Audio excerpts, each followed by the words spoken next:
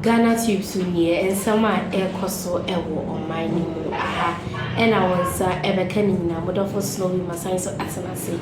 There is some air co eba ede ever send a maternal city. Now we see a quack j and send no ede aba ebusia for a bar na matwaswamo. Thank you very much, and let me begin by congratulating the executive for your recent election.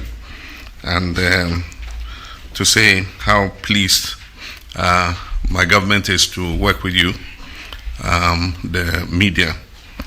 I've been a fellow traveler for quite a long time, and by virtue of my training as a journalist, I remember the early days when I did my internship in GBC, and Madam Afeni Dazi was the news editor. And I worked in the newsroom. That is when I practicalized my skill in story writing and all that. Our lecturer, Professor Karkari, was the one who taught us journalism, and I did my internship in GBC. Others were attached to Graphic, Ghanaian Times, and all the other news organizations.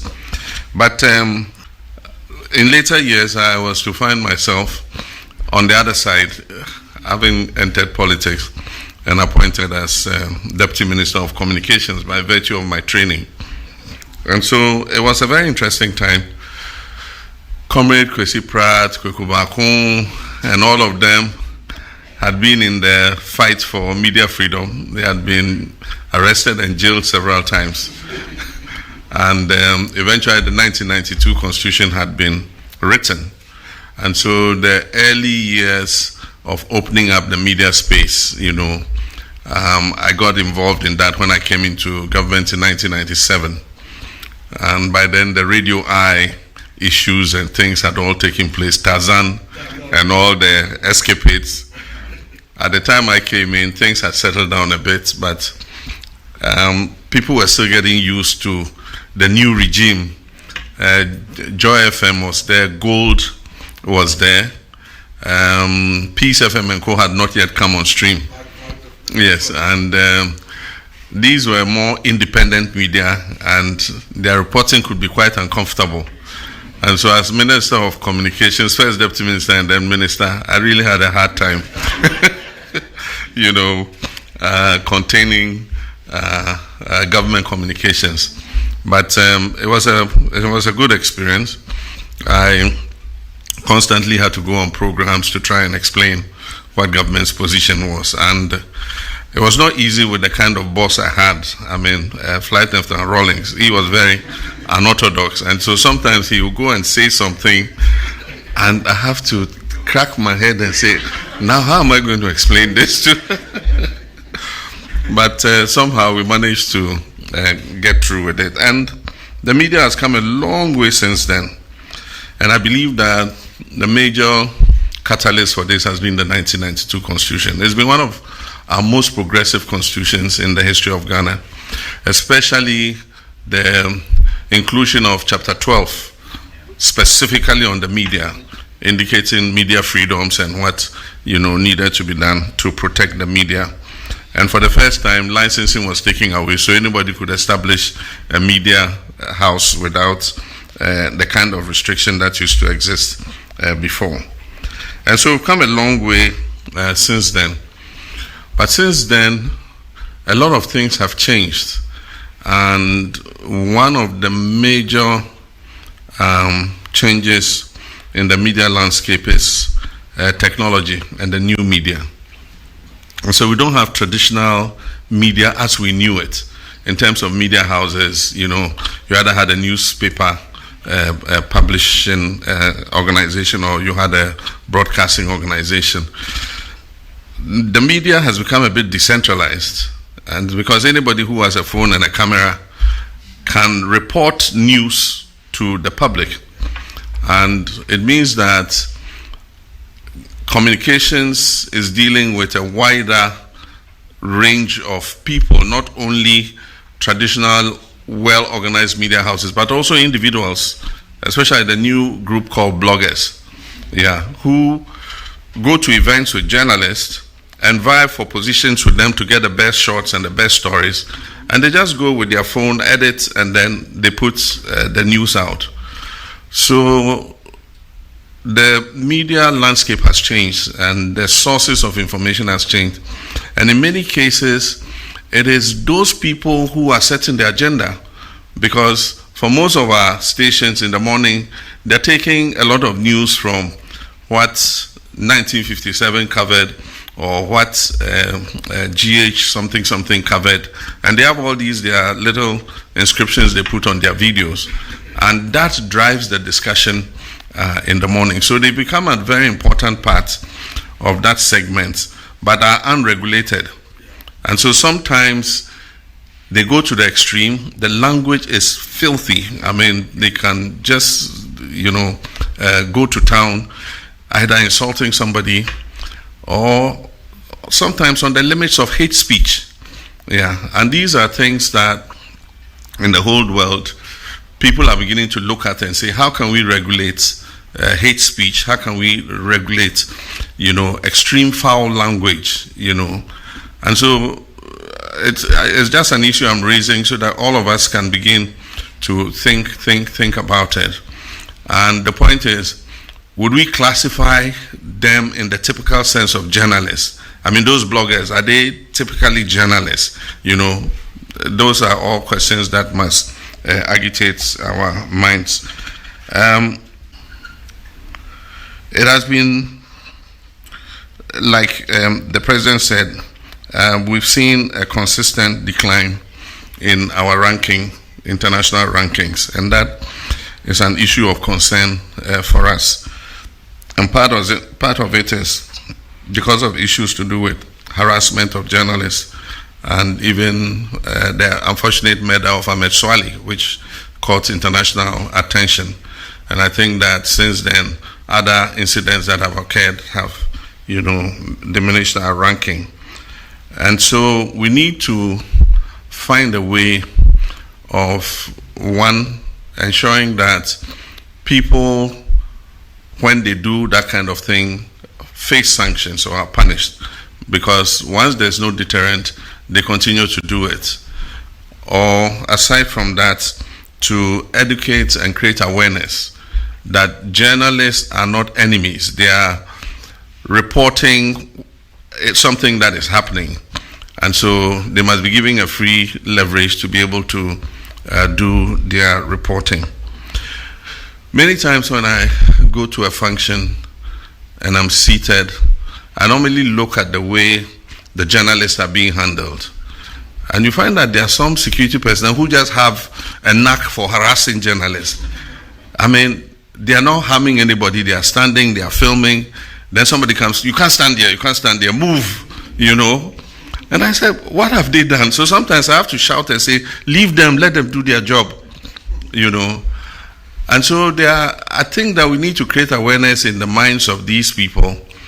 Some of them are police officers, some are military officers, some are national security, and especially national security, They don't have training to understand that, journalists are doing their work. You have the job of protecting the VIP or whatever. The journalists too have their work of reporting,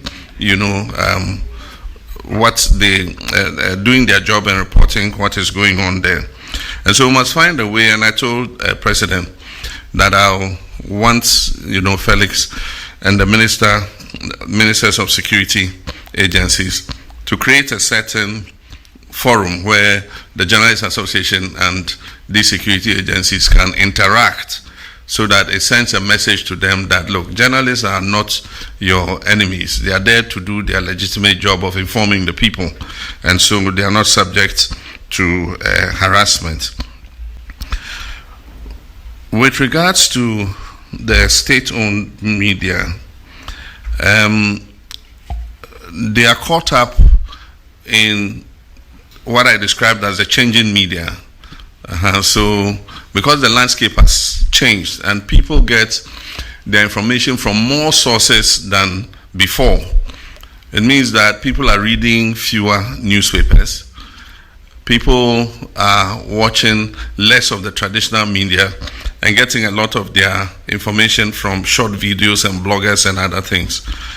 And so it is not enough to just retool them. It will be important to retool them, but also see how they can enhance their production so that they continue to remain relevant.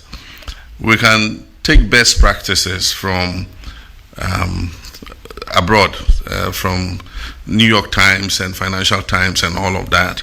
I mean, they themselves have seen a drop in the actual purchase of hard copies, but then they have quickly switched to online and have very effective online subscriptions. And so they tease you with a very interesting story, and then when you open, you read a bit of it, then it stops, and then it says subscribe. Meanwhile, the story is interesting. You want to know exactly what is there. So then you can just press subscribe. Then it says, oh, 1 month trial. Pay this, And so if you pay, then you become a subscriber. And then they keep sending you notifications and all that about new stories that are coming. So we need to adopt some of those practices. Graphic has a good online system. And I think that we can improve it. And we should follow suit with, Ghanaian Times and all of them, so that we are taking the media to the digital age. But like I said, there's still a role for state-owned media, and we must protect the state. Some people say we should divest all of them and make them private, but I think that public broadcasting is not always commercial and profit-making. Yeah, I mean, who will do the local language education if GBC were not there? I mean, nobody who has a private station wants to do adult education in Ewe and adult education in Dagbani and things like that. It's GBC that will do it. But it's also important because there's a segment of the population who watch it avidly because it educates them on a lot of things. But I think we should also improve the programming so that it makes it more exciting and all that. People now want more illustration. And so just having people sitting there for 1 hour and talking and discussing something can get boring. They will tune off. But if they are discussing and you're showing literally what they are talking about, and this, it makes the program more interesting. So that's one of the things that we need to look at. Elections come with a lot of emotive feelings, and sometimes when people get very emotive, they can act very irrationally. And like you said, it's not only innocent bystanders and political activists who have been caught up in electoral violence. Journalists have also been caught up in electoral violence. I asked the IGP in the early days when I assumed the presidency to investigate the violence in 2020 and 2024. I wish to inform you that last week I received the investigative report on the two incidents, and they've detailed and cataloged everybody who was affected by the violence and what the circumstances were that led to the violence. We've handed it over to the Attorney General, so the Attorney General is going to go through, and if there's the need to hold some people culpable and bring them to book, the Attorney General will do that. But in addition, we have given him the terms of reference to look at what adequate compensation would be for people who have been the victims of violence, including those who died. Their families are still there, and then those who were, some have been injured and are living with injury. And so what is the adequate compensation that we can give to people like that? And so once that is done, I'm sure that if there were journalists involved, they would also be considered for compensation. With regards to the Media Development Fund, I mentioned to you that we're ready to resuscitate it. It was something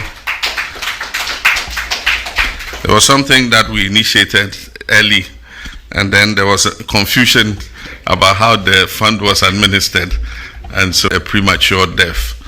But I think that we're all more matured now, and we would put in a mechanism that makes it more transparent and easier for journalists to benefit from the fund. So I think that in next year's budget, under Government Communications Department, the fund will be activated and some money will be put in it. And what I believe is that between government and the GJA, will constitute a board of trustees that will indicate how the fund should be utilized. And finally, I'm surprised that you still don't have land title for the press center land. It's unfortunate because this land was donated more than 20 years ago. And I think that all of us were very proud and appreciated the gesture that President Kufuor did in giving the press center. We have had events there many times, and I've been at the press center to witness events and even participate in some events. So I think that the time has come for us to get the Lands Commission to process that so that in future